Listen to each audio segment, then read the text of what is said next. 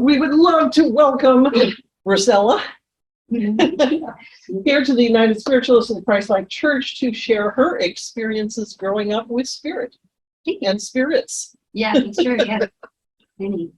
Hi, everybody. I'm Rosella C Rowe, and that is my pen name that I basically do a lot of spiritual work underneath, and my writing as well. So I'm going to tell you a little bit about my life. It was very hard to summarize 42 years into experience here into a little speech, but I'm going to go ahead and attempt it. Hello, everyone. I'm delighted to be here today to tell you all about my special journey. Has it been a hard journey at times? Yes. But now I know I had to go through it all to be here to help heal others through what I have learned. When I was 9 years old, my parents divorced, which changed my life forever. My parents had 4 children, and my mother often worked 3 jobs. My father sold our house, so we moved into a new home. I call this house 2095, which is the address of the residence and the title of my novel, The Haunting at 2095. This book tells my story about a haunting I experienced in my childhood. We never noticed anything odd or out of the ordinary when my family was home due to the amount of people and in the in and out activity always happening in our busy household. Until my older siblings moved out, basically leaving and going to college. A lot changed then. I became a latchkey child who at the age of 10 years old had to raise her little brother from the day he was born. I was expected to clean the house, cook meals, and pick up my little brother after my school day, which was a 2-mile walk through the neighborhood there and back, no matter what the weather. We are in Ohio after all. One fall day, I was 13 years old, and I was making a bracelet while sitting on the floor in front of the TV, like a typical teenager. I suddenly felt an odd feeling coming from the kitchen to the left of my body, almost as if it were an energy. Suddenly, my little brother Xander, who was sitting on the couch behind me, started to cry. This was very strange behavior for him, because he never cried even if he was hurt. Right away, I knew that something was wrong. He grew more upset by the moment, and he seemed to be looking and pointing towards the kitchen. I assured him everything was okay. Then I stood up to see what was wrong. As I stood, I saw a woman in her mid-30s looking back at me from my kitchen via our peekaboo window we had that was right next to our fireplace. This looked directly into our kitchen from our family room. She was a solid figure and looked just like a normal person. She was short, she had brown hair, it was ear length, semi-curly, with bright blue eyes and big smile through her crimson red lipstick. I could tell she had blue eyeshadow on and blue eyeliner. She wore a nice top with high-rise light blue jeans. Earlier, I had gotten out the ingredients to make my brother and I peanut butter and jelly sandwiches, like a typical kid after school, and left it on the countertop and forgot about it. I looked at her. I could see her smiling back at me. I saw that she had picked up the knife I had left on the countertop and was now using it to spread jelly over a piece of bread in her hand. As she smiled as she made the meal for us, she continued to smile through the window at me, and I just stared at her. The woman never harmed me, but the moment was so terrifying that I couldn't move. I was shocked for several moments as I watched the woman continue to make the sandwiches right in front of my face. Moments later, my brother's cries jolted me out of my trance. I dashed into the kitchen to find the room empty, but the overhead lights began flickering. I noticed that the refrigerator door was open, and it hadn't been prior. There were 2 open-faced sandwiches placed side by side on the countertop, only to be put together to be complete. Trying to make sense out of what was happening around me, I soon heard the garbage disposal turn itself on and off. Once more, I was filled with fear and dread. This kept happening as the lights continued to flicker. I looked over to the switches for the disposal and for the kitchen light, and I saw them moving on their own. I rushed over to the switch plate and laid my whole hand over it, determined to stop it and calm my brother, who was still screaming in fear and pointing towards the kitchen. As I placed my hand over the 2 switches, I could feel the switches moving back and forth underneath my palm. So I laid all my weight on the switches until eventually they stopped. I scooped up my brother, and from that day on, I was scared of my house. I thought the woman was a burglar. I was only a child, so I didn't know any better. I searched the house for hours with a knife in one hand and my brother on my other hip, but to no avail. I never found her. The activity in the home picked up every day and every night after that, you would hear something odd, like footsteps walking down our hallway, only to open your door and find no one there. My doorknob would turn slowly or make a jingling sound, even in front of my face, only for you to open the door and find no one on the other side. Soon mimicking sounds started and began in the house. There were sounds that only my mother would make when she came home after work. My brother and I would get excited to finally see her and would come running from our bedrooms down the hall and into the kitchen, only to find she wasn't home and hadn't been home at all. A year later, I was teased at school for living in what the kids were calling the Walter house. This is when I discovered who Julia Walter was. She was a former resident of the home before I moved in. However, her husband was transferred to Akron, Ohio from Goodrich in Troy. He was a corporate ladder climber in the 1980s, and his wife Julia and him moved all around for his job. And this time, Julia did not want to leave her home.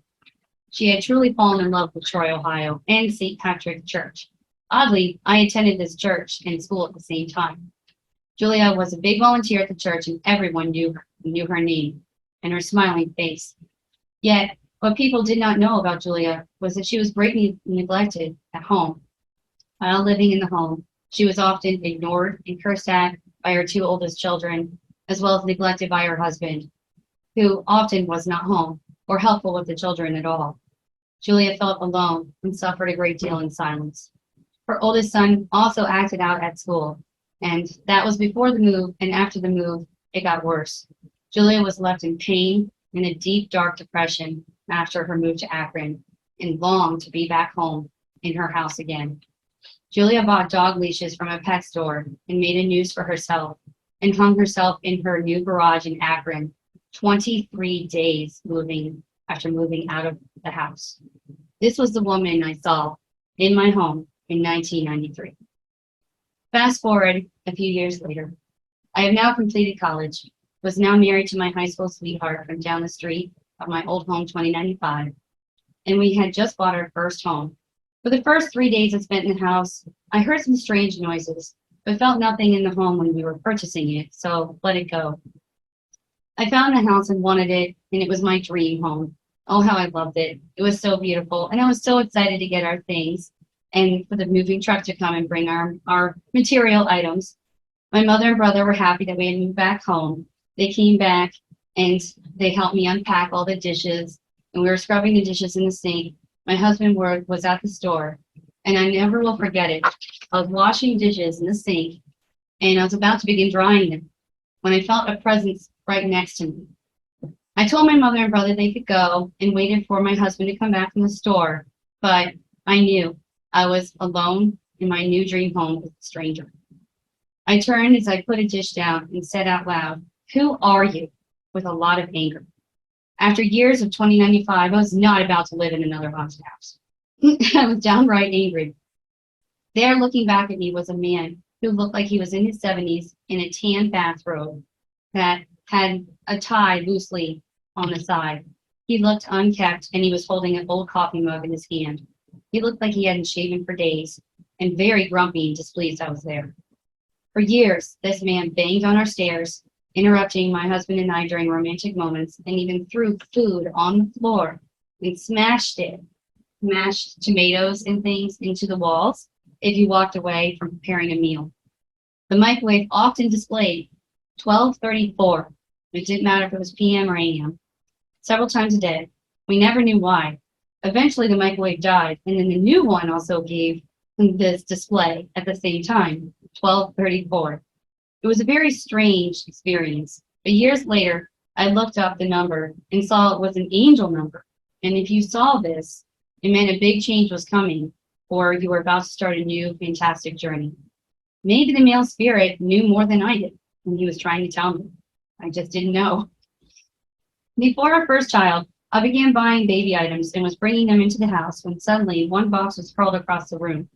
My brother and I saw the box suddenly pick itself up into the air and then throw itself 6 feet across the family room. He happened to be visiting that day, and it was pretty funny. He ran straight out of the house, drove home screaming back at me from the car of his window, "I am never coming back." Yeah, he did though. but he liked to say that then. When our firstborn came home from the hospital, the activity in the house became much worse. I was folding laundry in the baby's new bedroom as our baby girl slept in our bedroom in the bassinet across the hall. I happened to be next to the nursery door that looked out to the upstairs of the hallway when I saw the corner of my eye some movement. I turned to see a 9-foot tall shadow figure looking right at me from our stairs. I screamed, and as I did, the figure jerked its whole body as if it took in the fact that I saw him with my own eyes, and he was surprised.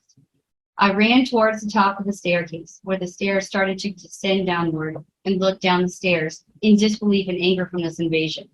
As I looked down the stairs, I could see the shadow figure person turn and run down the stairs. But as he ran, he began to dissipate into thin air and was gone before he reached the end of the stairs. Another time, I came home during the day and I was alone in the house. I saw the top of the stairs hall light on, which was odd because I often would turn the lights off before I left the house.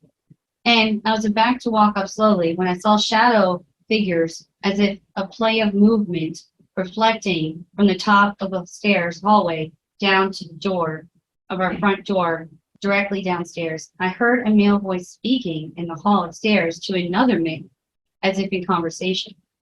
As I rounded the corner to sneak around to see what I could see, all disappeared and was gone. For years this went on, and it got very bad at night especially. I got into bed, and my legs were held down by an invisible fist force of strength. And just as you were about to fall asleep, the closet door would bang from inside, like a large bowling ball had fallen 10 feet above my closet and had hit the back of the door. You would open it and find nothing moved or nothing changed, but this would happen each night. 11 years later, my mother called me one day when my children were at school and I was alone in the home to tell me that my uncle had been killed and found dead. This is the day I always felt would come. He made a poor choice for a spouse, and I always knew it. And I knew it would end badly, and it had. I was so upset, I started to scream out at him. I knew this would happen. How could you do this? How could you? I hope you're happy now, are you? I felt he was right there near me and standing in front of my bed at that very moment. I couldn't explain why. I just did. I felt him looking me straight in the eyes. I heard him say, "Do you feel better now? Did you get it all out?" I had no proof, but I just felt it. A few months later, when my children were really sick with ear infections alive, and I would often wake up in the middle of the night to them, I felt him in their bedrooms in a panic as I tried to take care of them. I knew he was there. That night, we went to the hospital with my daughter because she had 105 temperature. If he didn't wake me up that night, I knew that she would have probably passed. A year had gone by, and my daughter started experiencing issues at home, acting out and not listening. I saw her looking into thin air, very afraid many times. She did not express what she saw to me, but I often caught her reading children's books to who she called the man. One day I was folding laundry in my bedroom with the bedroom door closed. We no longer felt safe to open it and leave it open at all because of the man. We all were stressed and looking over our shoulders every moment because we had gotten such an intense energy in the house over this man. I asked my daughter to go and do something for me. She screamed out, "No." She was 7 years old now, and she was definitely testing her mother. I told her not to talk to me that way as she opened the door and as she ran into the hallway. Suddenly the walls in the hall began violently shaking, and you could see all of my family photos and framed art on the walls quivering. I was terrified that all my pictures hanging from the wall would fall and break. My son soon screamed out at my daughter, "He's mad. You told Mom no. Take it back." We all looked down the stairs to where we had come to know the man and his spot where he resided, which was the third stair up on the staircase. My daughter screamed and ran into her room, slamming the door. As soon as the door shut, the walls immediately stopped. My daughter didn't come out of her room for 3 days. I decided then and there I was done. We sold the house and just moved 2 miles away, and we're very happy in our bigger home, still in our hometown of Troy, Ohio. As we said goodbye to the old house, which I call 325, I told the man not to follow us. He was not welcome. Do not come with us. And I said, please do not do to the new people what you have done to us. Be kind. And I truly felt free and ready this time to tell my story about the haunted house I grew up in 2095. I had begun writing my novel for therapeutic reasons, but began feeling the strong presence of Julia, the old resident from my childhood home. She was always with me. I never knew it until I began writing my novel, but she had never left my side. I feel she always knew I would be an author and tell her story and my own. As I wrote, Julia dictated to me what to write and what happened in her life, word for word, for my novel. We even had a disagreement once. I felt terrible, and I felt I truly had to fully explain why I was writing an event one way when she wanted me to write it another, which was longer. I felt it easier to explain to the reader and understand than the longer version she wanted. Everything ended up okay. Now she understands. A few weeks later, one bright fall day, I was driving my car down the road I had driven my whole life when I was a little girl. And this time, another little girl jumped out of the woods in front of my car, wearing a white Victorian lace dress. She screamed out to me, "Where are my parents?" as she went under my car. I got out and no one was there. That was the day I finally knew I was seeing and hearing what others could not. I got back into my car, into my driver's seat, and looked back at my two children. I asked if they saw what I had, and they looked at me very strange and shook their heads. They hadn't seen it, but they had seen my reaction and were afraid. I was too. That November, I went to Victory of Light and met two wonderful church members of this very church, USCL, actually Laura and John Park, and began coming to services. When I was doing so, I was writing my novel and experienced more odd things. I felt it helped me become more open due to being accepted for who I am. For many months, every morning I would get up and hear, December of 2019, downtown Troy will be destroyed by a tornado. I even told my husband, who doesn't believe in how open I am and receptive to other things. And he said he couldn't believe it and it was strange.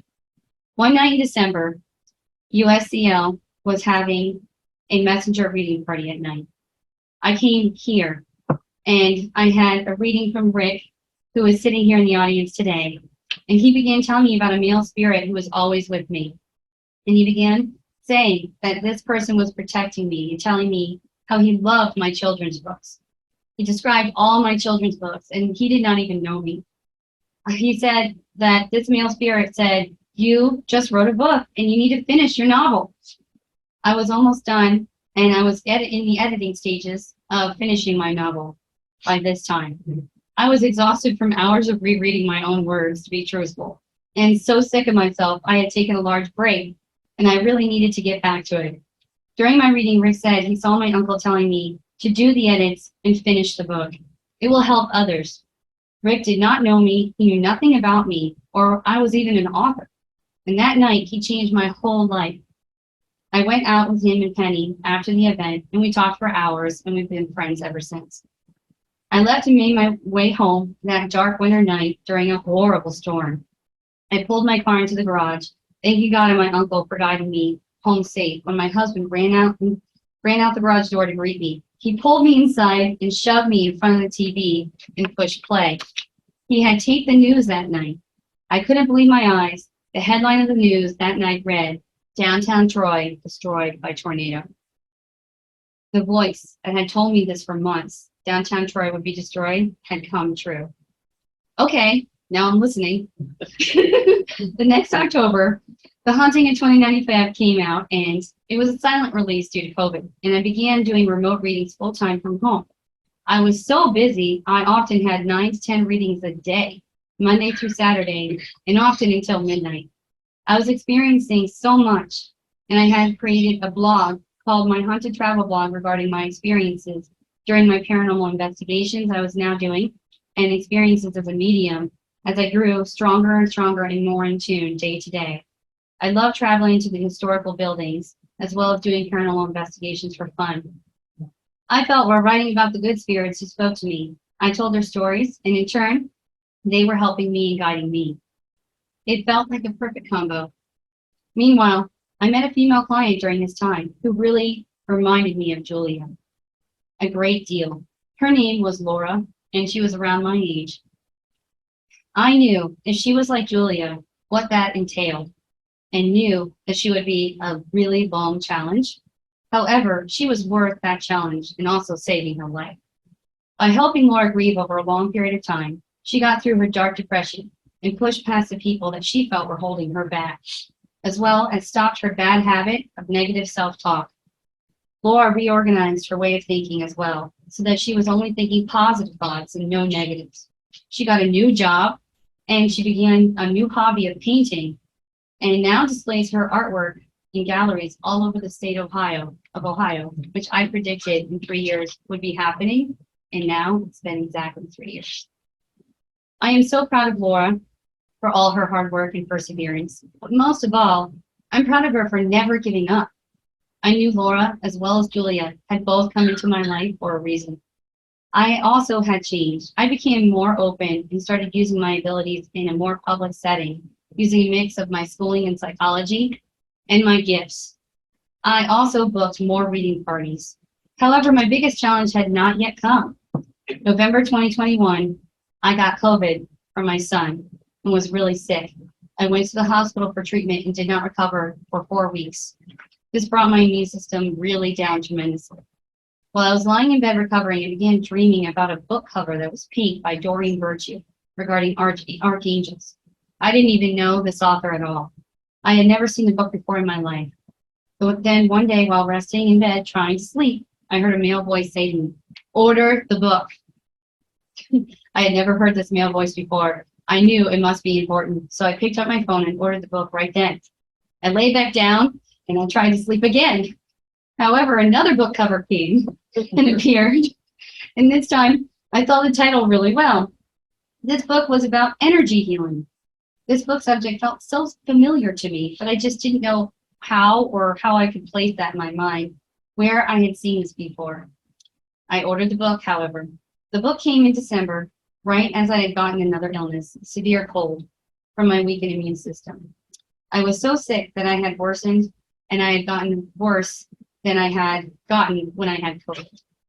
I couldn't even move out of bed, but I leafed through the books I had dreamed about and found a chapter about Archangel Raphael, angel of healing, mind, body, spirit, and travel. I read about him and felt something I had never felt before. I knew right then I must pray a prayer in the book and ask Archangel Raphael and God to heal me. I said the prayer out loud, and I heard the same voice speak to me. He told me, "Turn around." As I did, I saw Raphael standing in front of my window in my bedroom. He was dressed in a long and gold green draped garb, like a priest I would describe it as. Suddenly, I saw God appear and stand beside Raphael. And then I saw my uncle, who I was told by Raphael was my spirit guide all along. I truly felt he had always been from my past experiences. I knew that he never left my side and always protected me. Then I saw my grandfather appear, who never comes. I knew this was my life-changing moment. God and Raphael told me that they were waiting for me to say this prayer. They told me this was meant to be, and that they always knew I would pray to them since I was born. Raphael said he would never leave my side from this day on until it was time for me to go to heaven. Raphael said I would be healed, and I would get better each day. They said I was meant to help and heal others, and that I was a messenger from God. I asked them, why me? After all I had been through, how can I ever help others? They replied that I already had helped other people and saved other people's lives, and that's why Julia came to me to do so. She had always known I was a true messenger, a healer, and I was meant to be a writer, and I would write her story in mine to save others. They told me I would want for nothing, and I would soon live off of my abilities and gifts from God. I was meant to do this and heal others through my experiences and my mediumship. To be honest, it took me months to understand God and Raphael's words and truly wrap my mind around them. I had been a healer and doing energy healing since I was 9 years old, only I didn't know it until Raphael told me to order those 2 books. I began looking at them and knowing I was a healer. I began healing others, including my daughter, and it was truly, this moment was truly hitting me that I was a healer and I was really helping in doing this. My daughter hurt her knee one day, and she had had a hurt, injured leg for about a year. We took her to 3 doctors to no avail. No one could help us or understand what the issue was. One night she came into my bedroom and was limping again and crying. She was terribly upset. I said, "Lie down right now on this bed. We're doing this." She was just so upset, but I looked across the room at Raphael and said, "Help me do this. Help me heal my daughter." He led me through it, and she got up in less than 4 minutes, and she was running around upstairs in the hallway with her little brother, like nothing had ever happened. I just looked at her and smiled. I knew at that moment I was really doing this. If it didn't hit me then, it couldn't later. Months later, I felt a client was getting ovarian cancer on her right ovary. I had several sessions with her. However, during the last session, I felt the cancer. This cancer was the size of a golf ball. As I began to shrink the tumor and use my energy to pull it out, Raphael directed me. It took me more than an hour, but it worked and came out. I felt the cancer shrink, then move again and hide in her back. I had to turn her over and then back again and turn her over and back again. It took several healing sessions, but I really learned that day that my client had this inside of her and I had gotten it out. After that tough session was over, my client felt so sore for 3 weeks due to the tumor and the movement and energy pulling. But she informed me that she did not care. She was happy to be alive. If I haven't learned anything, I did learn this. You need to take care of your body when you're a healer, and always align your chakras, do meditation, take vitamins, get enough rest so you can take care and heal others. Today, I have healed many people who have suffered from cancer, traumas especially, abandonment, guilt, anxiety, illnesses, back pain, car accident injuries, hip issues, and more with the assistance and guidance from Archangel Raphael, who I like to call Raph. He is my best friend and my buddy, who never leaves my side, as well as my uncle, who also guides me, and I love and adore them both. I am truly blessed. I hope that my experience and my journey helps those that are here today or listening at home. I always felt crazy due to what I experienced in my 2 haunted homes, but I went through it all so I could learn and grow. After all, that is what God wants us to do every day, learn and grow, so that we are always becoming better people. I just happened to find my path while doing so. Thank you. Thank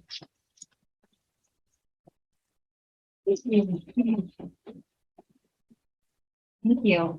I know that was a lot to sit through, so I thank you very much. And I actually did leave a lot out, believe it or not, as Laura and Rick really know, and Deb too, in back. But do you guys have any questions? Because I'll do a kind of a Q&A, and then I can go sign books in the back if you're interested. I have it here to purchase today. And anybody online, if you'd like to ask a question, feel free and, turn your camera on, please, so we can see you, and go ahead and unmute yourself.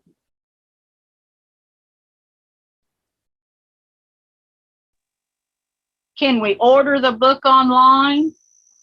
Oh, yes, it's on Amazon.com. I find it easier. The Haunting at $20.95. And it's also at Books A Million and Barnes & Noble. And also Walmart. So, Oh, wonderful. yeah, so if you order it on any of those, it just ships directly to your house. Oh, thank you, Laura. Oh, yes, yes. Oh, thank you. Thank you. Yes. Lovely talk. Thank you. Thank you so much. Oh, Oh, hi, Penny.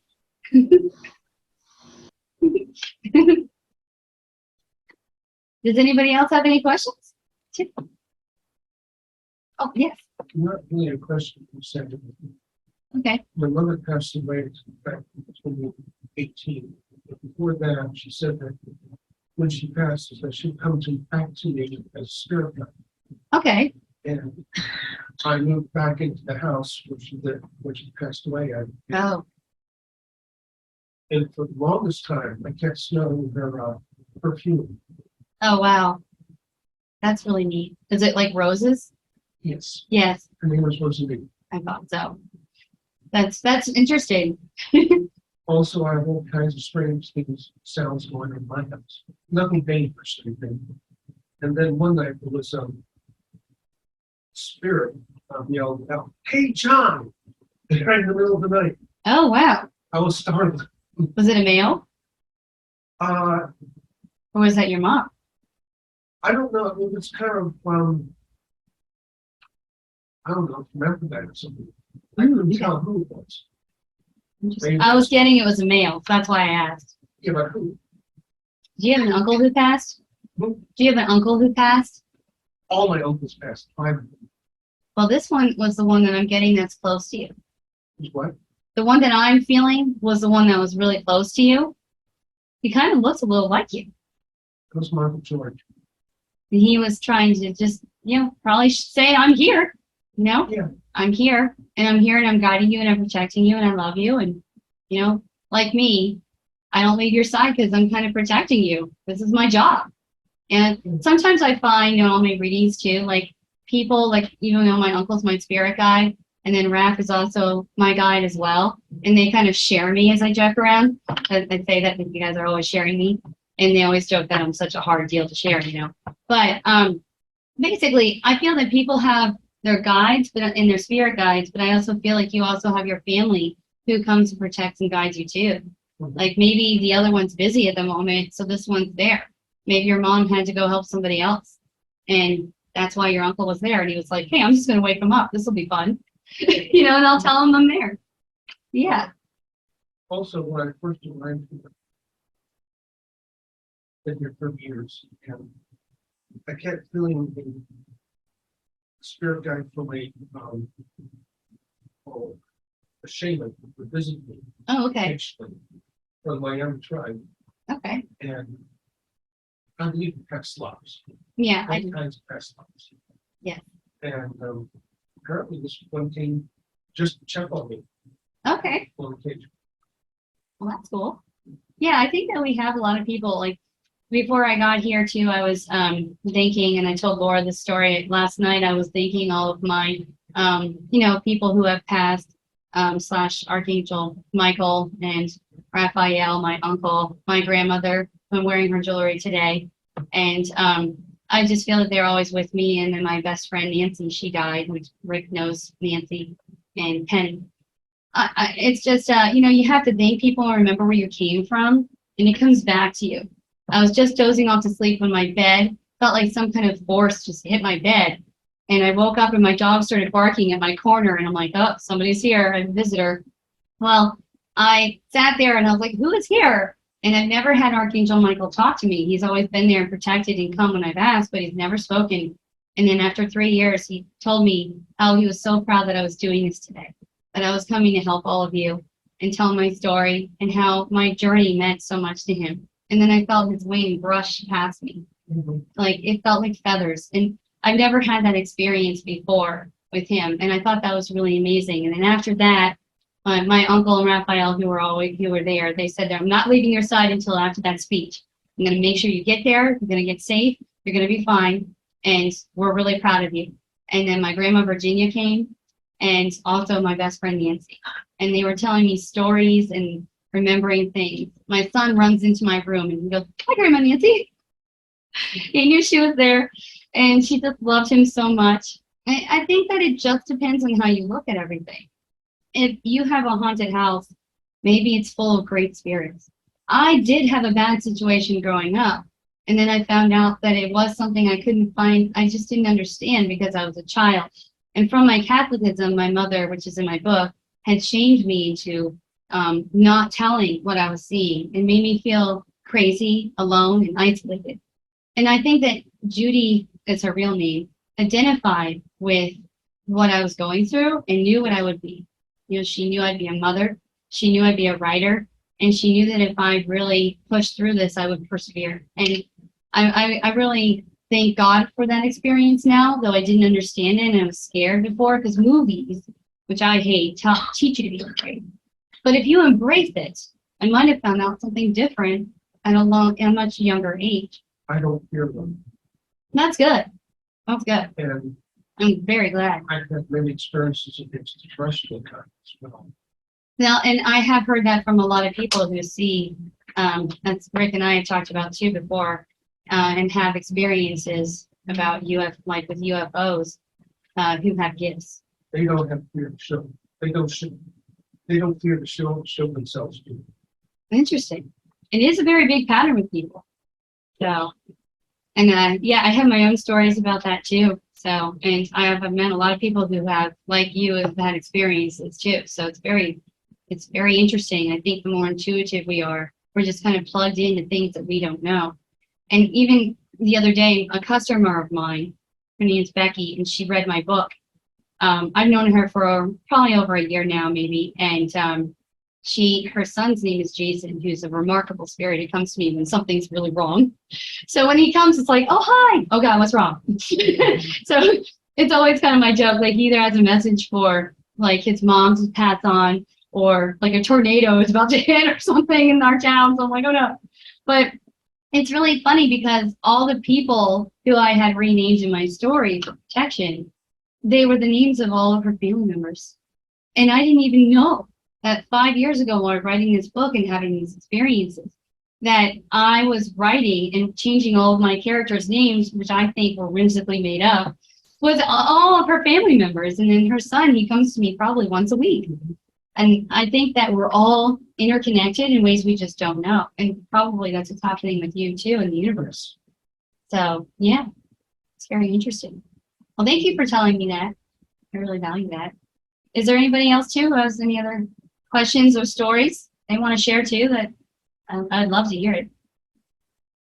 I keep looking at your wonderful face. Do you have anything that you have to add? I just have fun with my guides all the time. Oh, that's They good. are so wise, and they know what's going on. And the whole idea is, on their side, there's no past, present, or future, so they know what's Right. going on overall. Yeah, so I call it a flat plane. Yeah. Yeah. Yeah. Thank you. Yeah, you're very wise. I love seeing your bubbly face as I talked. So yeah. Yeah. Do you guys have any other questions online too? Or everybody's kind of muting? I just wish that the world would embrace Oh, yes. things like this, because everybody's so fear-ridden, and it Right. puts people in confusion, and people Yeah. can be powerful over them.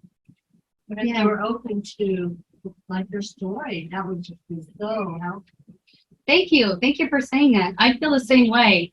I think, Rick and Penny really know, as I've went to them for guidance too, and Laura. But I just I got to get the story out because I really feel and know, because I'm told from the other side that I'm supposed to help all these people, and the story is going to help people, not feel crazy, which is the thing that really bugged me the most. Because we were Catholic, my mom was like, just shush up. This is for Halloween. Don't. If I came out, I remember this one Sunday morning we were getting ready for church, and she had all these donuts. Her ritual was to go to Kroger and get Entenmann's chocolate donuts and then read the newspaper. And I came out, Mom, this thing in the hallway. And she's like, you're doing it again. Just stop it. I'm not doing it. And I understand she was a single mom with 4 children, so it was a huge burden. She didn't know how to pay the bills. My dad had left us with absolutely nothing and pretty much disappeared. And I understand it now as an adult, but as a child, I felt so stunted. And I took that. It was a traumatic experience, and I took it with me my whole life. And what I don't say in the speech is that, and what you'll read in the book if you read it, is I was in front of that house every Thanksgiving, like that eve before or Thanksgiving night, especially Christmas Eve, was so hard for me. I felt guilt because I thought that Julia was inside the house, and I always wanted to have a priest come and let her go to heaven. And I begged my mother, and she would not listen to me. And I just don't want to do that to my children. I always carried that with me to stop the cycle. And because I went to school for psychology, and by the way, I only just don't have my license because I wrote books and I was put on the road, so I never looked back and got my license.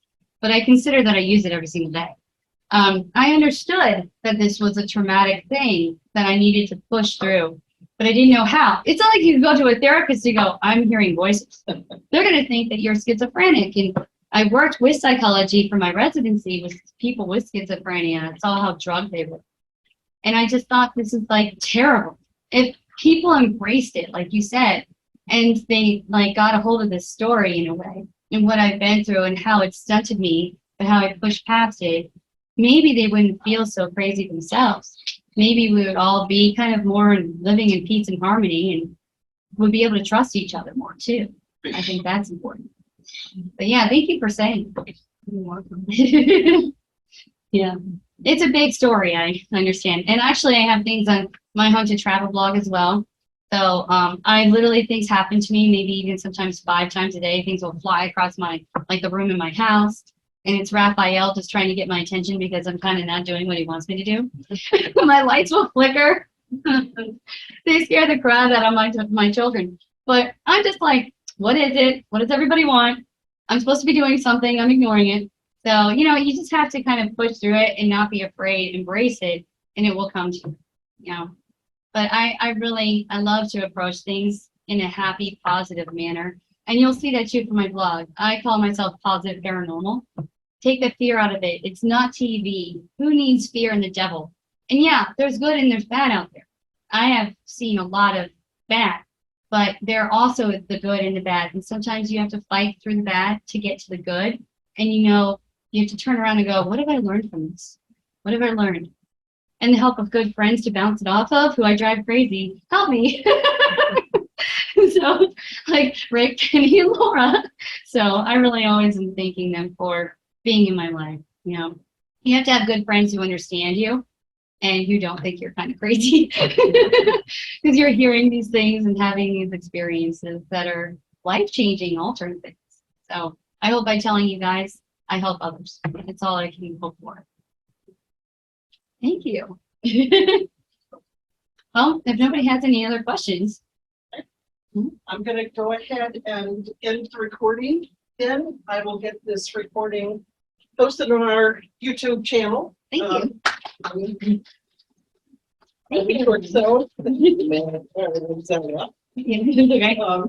And those of you here, there are books in the back of the room and her cards she will be happy to sign. Oh, yes, yes. And when I post this on our YouTube channel, post the video, I will make sure that I put in links, you know, any links you want me to share. Oh, wonderful. Thank you. I'll be giving you. And I do have new work coming soon. I'm finishing 2 books now, new novels. So I mentioned 325, so I'm writing about my experiences there and what I've learned. Yeah. But thank you so much for having me. That's a positive